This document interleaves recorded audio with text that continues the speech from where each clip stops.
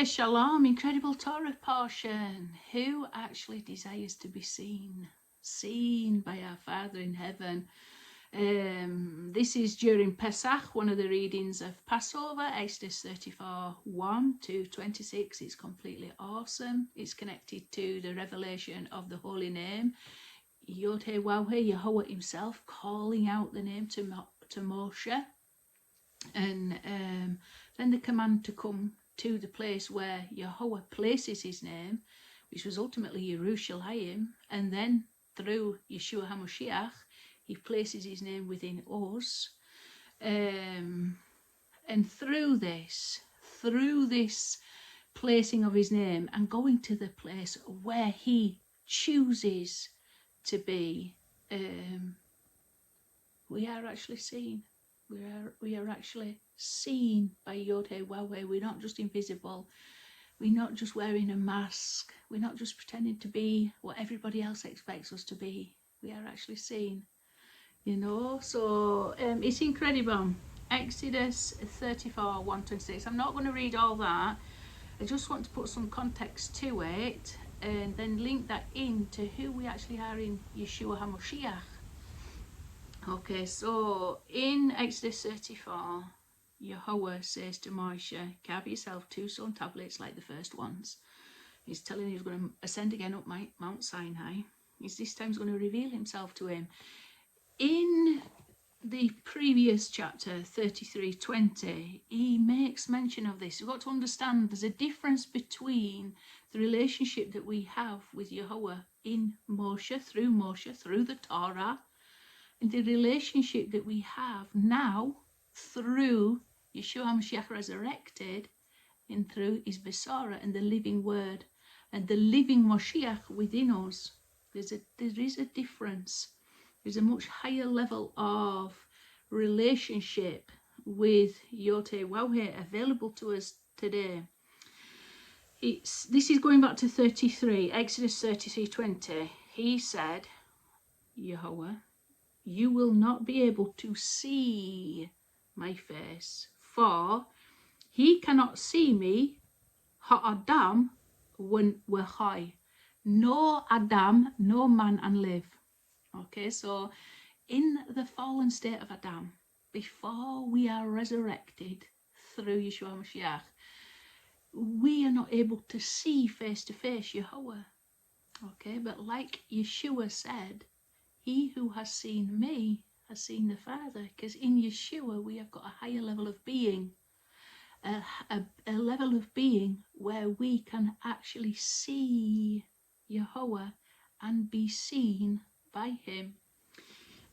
Because through Yeshua we have his name placed within us, as it says in John 17. Yeshua is the manifestation into physical reality of his name, the name of the Father, YHWH, Yahweh. Right, so going back to Exodus 34, got this incredible scene where Yahweh is going to pass his glory by Moshe, who is in the cleft of the rock and protected in some way because he hasn't got the capacity to receive. He is still, to a certain degree, fallen Adam. He hasn't attained resurrected Adam like what we have through Yeshua HaMashiach, where we not only know Yahweh, we see. And then we'll go show how YHWH desires for all men to gather to him at the place where his name is abiding in order to be seen. Okay, it's also beautiful. So, and descended Yahweh in a cloud, but Anan, and stood with him there, and he called out, Yahweh called out, in the name of Yahweh. He called out in the name of Yahweh. And he passed before the face, his face, Moses' face, that he'd covered up, and that word is Avor. He Hebrewed, he passed over. Hebrew means to pass over. So he Hebrewed before the face, and he called out, Yahweh called out, Yahweh, Yahweh, El, that means Yahweh above, i.e. above the letter of the Torah, Yahweh in the letter of the Torah as it was revealed to Moshe. Above the letter of the Torah is his name revealed through Yeshua HaMashiach. It's a much higher level of mercy. This, we're going to read the 13 attributes of mercy now as revealed in the Torah. Yeshua represents the 13 attributes of mercy above the letter of the Torah. So those who had no merit according to Torah had a capacity to be brought near to a revelation of the name through the good attributes of the name of Yahweh, even though they had no merit according to Torah. It was above the Torah. It was a level of mercy that exceeded even the level of mercy revealed within the Torah. So this is the level of Moshe, this is the level of mercy revealed to Moshe. Yahweh, Yahweh, El Rahum V'Hanun, Erech Apayim. So Yahweh, Yahweh, God El, which is really the God of loving kindness. That name El is the God of loving kindness. Rahum, compassionate, V'Hanun, and gracious. Erech Apayim, slow to anger, patient, long-suffering. Warav Chesed, abundant, great in loving kindness. We'emeth, and truth, great in truth also. Not say Chesed la'alafim, preserver of loving kindness for 1,000 generations, okay, or for 1,000, but it means for thousands of generations. That word not say, the nun of the not say is in big, written big, extra big, double size in the Torah scroll, and it's also the name given to Christians. They're called Notzarim. Notzarut is Christianity. Notzarim are Christians. So it's from this root word, to guard, to preserve, to be watchmen. So even the Hebrew word that Jewish people call Christians is rooted in the name of Yahweh. Not say Chesed la'alafim. And you often see believers in Yeshua are extraordinarily kind. They're extraordinarily kind. The preservers of kindness, even to strangers, even to people they've never met, Christians or but true believers in Yeshua that want to emulate his name and serve in accordance to how they have seen Yahweh through Yeshua. They are generally very kind people, generally to the point where they often give their life over. You know, your whole history of martyrdom within Christianity, the extreme kindness that's been shown. No se avon, forgiver of sins. Forgiver of avon. Avon is like appetites. Sometimes our sin is, I was talking about this morning because we studied this with my husband and his friend that are now out enjoying their own company. So I'm getting this teaching down. Forgiver of sins. Forgiver of all our unholy appetites. You know, all our unholy desires. Sometimes we were talking about this. Sometimes it can be, we can lust and have an appetite for anger, for an appetite for impatience, and appetite. It's not just sexual appetites that are inappropriate and unholy. We can be we can have an appetite for road rage. We can have an appetite for impatience. We can have an appetite for sadness and depression and chaos and trauma. We can literally have a big appetite for it. We can be addicted to arguments. You know, I got to think. What is our appetites? What is our avon? What is our sin? What is our lust? What is our, where are we not hitting the mark? Where are we not emulating the name of Yahweh as revealed to us through Yeshua in thought, word and deed? Let's forgive ourselves from this. You need to forgive, but we also need to return. Stop doing that. You're going the wrong way. Get on track. Focus on his name. Okay, so forgiver of sins, but he does forgive these sins. This name forgives the sins. Wefeshah is a forgiver of willful sins. Willful sins. This means sins where, sometimes when we've got an appetite, we're not willfully going against Yahweh. We've just simply got a weakness that we can't yet control. It's out of control. We haven't yet learned to discipline it. We hadn't yet subdued this force. We hadn't yet channeled it into a holy outlet. This is a sin in our life. But willful sins, when we defy God himself, or who we think we defy, or we defy Yeshua, we purposefully, not because we're weak, but we purposefully defy. He forgives them. He forgives even willful sins. Because it's like Yeshua said, they know not what they do. If we knew Yahweh, we wouldn't sin against him. We would love him. We would be joyful at knowledge of Yahweh. But we forget. We're not attached to that reality. And then we're defying the God we don't really know. It's like Yeshua said, they know not what they do. But he forgives us even for those sins when we've willfully gone against God himself and willfully gone against Yeshua himself. And he forgives inadvertent sins that we might have done, we didn't even know that we were sinning completely. He forgives those. And he absolves. He cleanses. Okay, so they're the 13 attributes in his name.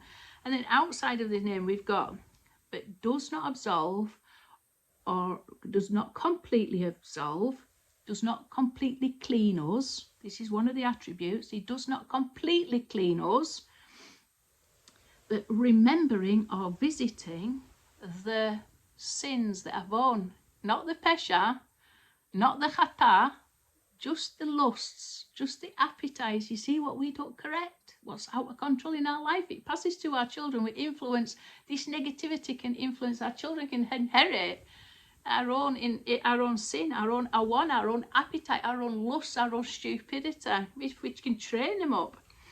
The iniquity of the fathers upon the children, and upon the children of the children, and upon the third generation, upon the fourth generation. So this is outside the name. This is when we haven't forgiven. We haven't washed clean this influence, this erroneous appetite. We haven't channeled it into holiness. He thought, word and deed. Our children can inherit this folly. Okay? It can bring suffering to them. It's very important to correct our ways. Moshe hurried and bowed his head toward the ground and prostrated him. He said, if now I have found favour in your eyes, O Adonai, let Adonai go now in our midst. Okay, so I'm going to leave it there. But if you carry on, that's going up to 34:10. I just wanted to get the context is his name, because he's now going to ask us to keep the festivals, and at some time he wants us to appear to him in the place where he chooses to dwell his name, to rest his name, to presence his name. Okay, to presence what he has just revealed and called out to Moshe, who was able to receive that revelation only to a certain level. He wasn't able to see, but like I say, through Yeshua we're able to not just know. To know somebody's intimate. It's like Adam knew Eve. It's an intimate relationship that we can have, to know Yahweh, but to see Yahweh. That links us all the way back to Abraham, who says, on this mountain Yahweh will be seen. Yahweh Yireh will be seen. It's exactly the same words. Now we're going to see about the festivals, to be brought to that place where Yahweh sees us. There's so many who are empty. They're empty of this name. They are not seen. They're living like a pantomime show. They're trying to do all the right things, say all right things, think all the right things, and it's just not happening for them. Because they're missing something that's so necessary. You've got to emulate his name, but you've got to be doing certain things in order to be seen. Very simple. It says the festival of Matzot, this festival, which is also the festival that I read this yesterday. It's exactly the same letters as mitzvot, commandments. The festival of commandments, the festival of Matzot, unleavened bread. We don't keep commandments with arrogance and pride. We keep them with humility. When we humble ourselves, Yahweh exalts us. We don't need to worry about pride in ourselves and arrogant in ourselves. through doing Torah and mitzvah. It's all about humility. You shall guard. You shall guard. The 7-day period you shall eat matzah as I commanded at the appointed time in the month of Aviv. For in the month of Aviv you went out of Mitzrayim, Egypt. Every first issue of the womb is mine, and any of your livestock that produces a male, where the first issue is a bullock or a ram. Okay, so then it says the first issue of a donkey you shall redeem with a lamb. And then if you carry on, it goes to the Festival of Weeks. And then it just says in verse 23, there's a lot of interesting things in this that are related to the calendar, by the way. When does the year end? Is very controversial, because the year end in Hebrew is at the harvest. It says here, the Festival of Weeks you shall make for yourself, this is 22, with the first offering of the harvest of wheat, and the festival of the harvest at the changing of the year. The festival of the harvest is the Sukkoth, and that is at the Tukkoth Hashanah, the changing of the year. And that's the only place I do believe in Torah where Tekuffath is mentioned, Tekuffath, which is related to a cycle in the sun. So possibly there's a lot of evidence to suggest that relates to the autumnal equinox. No mention whatever of the spring equinox. But at the changing of the year, and this is talking about the festival of ingathering, the Ha'osif, which happens in the month of Tishrei, Sukkoth. 3 times, well, that's very controversial for a lot of people who've departed from Torah to keep a calendar that is not Torah based. 3 times in the year shall be seen. Shall be seen. So we need to get this right, because there's a lot of men needing to be seen. And without being seen, there's a lot of problems psychologically for men, because they're just like invisible. And they're just going through the motions, and they're just being what they are, they believe they're expected to be. They may even be known. They may have the intimacy of knowing their wife and knowing other brethren, but they are not seen. If you want to be seen, you need to be where you need to be seen. You need to be at the place where his name abides. And not just his name as revealed from Torah, his name as revealed through Yeshua, because it's only through Yeshua that we are seen. We have the capacity to receive, the ability to be seen and to see God face to face. 3 times in the year, Bashana Yeroeh shall be seen, all your males before the face of the Master Yehovah, just in case you didn't know who that was. Ha'adon Yehovah Elohai Yisrael, or Yashar El. Before the Master Yehovah, the El, the God of Yashar El, Yisrael. Okay, so we've got a lot to think about, and this is the time to be thinking about it. We're in the season where we have got that opportunity to be seen. As long as we are at the right place, at the right time, with the right intention, and knowing what it's all about.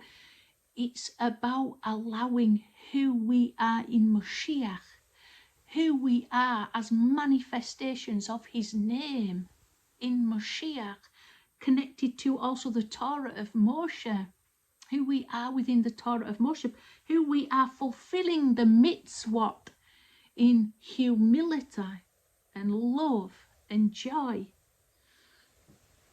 being seen at this place where we know we should be, in the name that we represent and manifest on earth as it is in heaven.